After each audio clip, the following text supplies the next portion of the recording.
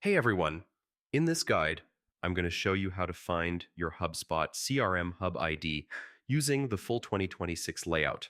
Your Hub ID is a unique identifier tied to your HubSpot account, and it's commonly required when you're working with APIs, external integrations, custom development, webhooks, or when HubSpot support asks for it. So first, open your browser, go to HubSpot.com, click Login, and sign into your HubSpot account. Once your dashboard loads, we're ready to get started. In the top right corner of your screen, click the Settings gear icon. This opens your main system settings. From the left-hand sidebar, scroll down and click Account Setup, then choose Account Information. This section contains the core details about your HubSpot portal. Now scroll through the page until you find the field labeled Hub ID. This number is your unique CRM identifier.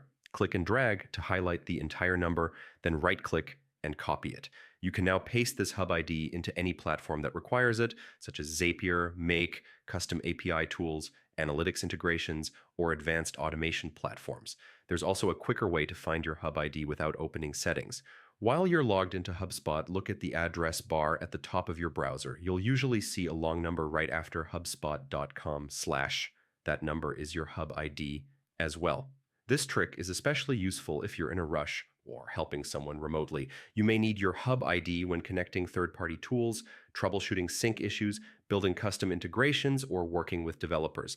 HubSpot support also often asks for it to identify your exact account quickly. And that's it. That's how to find your HubSpot CRM Hub ID using the 2026 setup. Once you know these two simple locations, you'll always be able to grab it in seconds. Thanks for watching, and I'll see you in the next